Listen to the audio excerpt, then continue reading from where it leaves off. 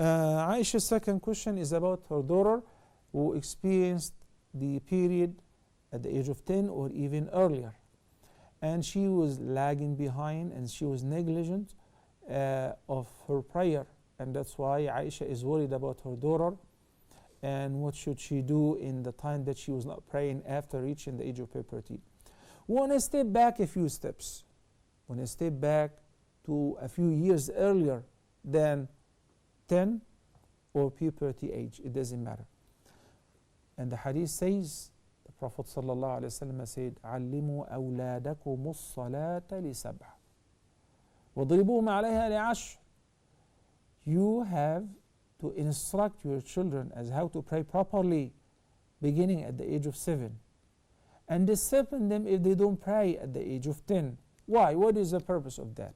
We all know that a prayer or any act of worship such as a prayer or fasting or Hajj is not mandatory upon the believer until he or she reaches the age of puberty. Zakah is due even before the age of puberty if the child was to have any position which is zakatable. But fasting, prayers, Hajj and Umrah is not mandatory. So why do we have to instruct them to pray and actually discipline them at the age of 10 if they are negligent of their prayer? Because of what Sister Aisha just presented. When a child all of a sudden experiences the age of puberty, whether he or she, it's more obvious in the case of the girls because of the period. That's something that cannot be concealed. And also, it is not confusing, like in the case of the wet dream. Many youth or teenagers don't perceive what is this. They hide, they conceal, they don't share it with no one, even for a couple years. Because the parents did not share this with their children. So they reach the age of puberty where it becomes mandatory upon them to offer all the acts of worship like an adult. But they don't, because they did not know.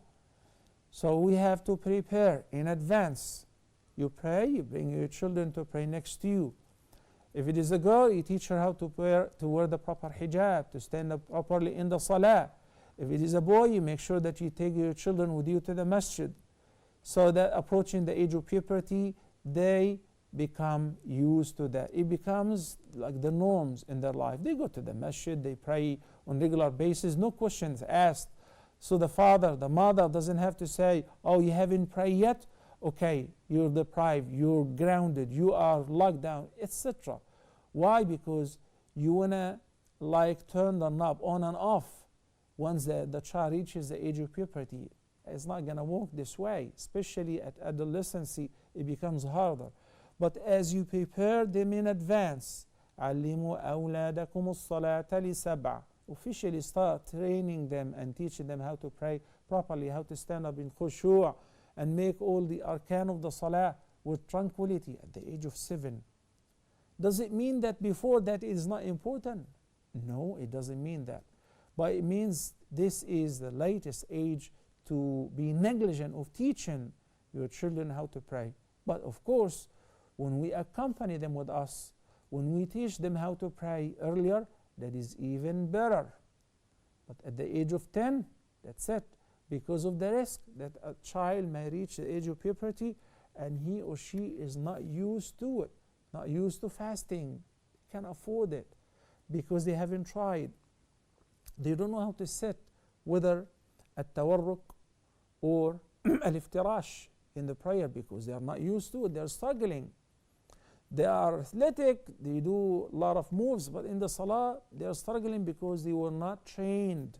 You see actually some adults, grown-up people, looking around while praying because they are new to the prayer. Do not wait until they reach this stage.